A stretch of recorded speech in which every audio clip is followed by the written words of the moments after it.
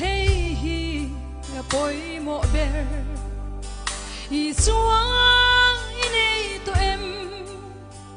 in chung qua in da mem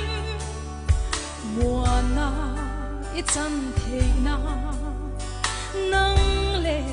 i chung te chu chan dam na long a shuai lu thoi ro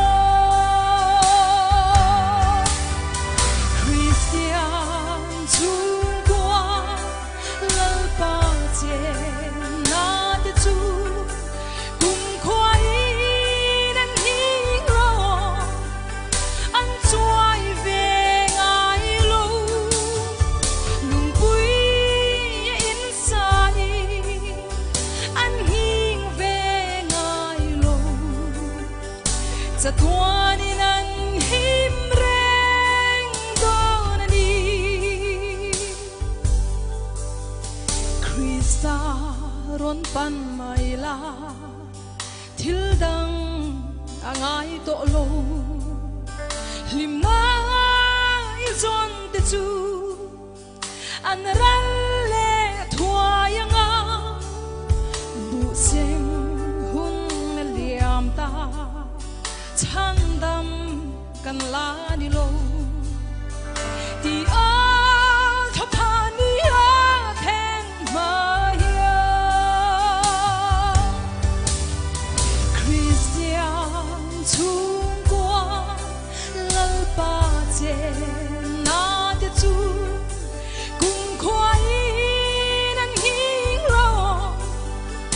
an chuai về ngai lo lung pui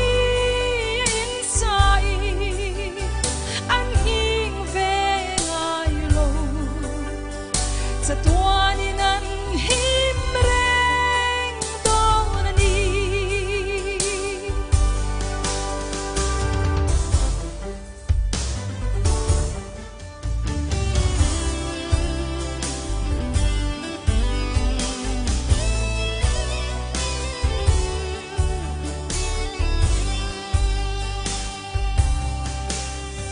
lal pa nang tel lo chua chung qua lim thei lo lim ngang ki mang ni lo ro sum le san na te bel ta chu nang nge hi thil dang angai lo ve isu nang en kan run lo moi la Christian chung qua lal pa che na te chu cùng khoai nan hing lo an chuai về ngai lo lung pui in sai an hing về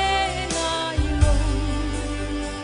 cha tuan in an him reng don ani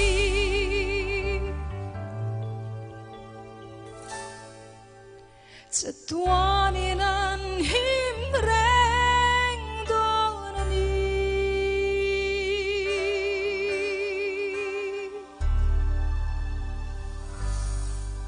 lalpa na fakla kan zata na malmin som sakro se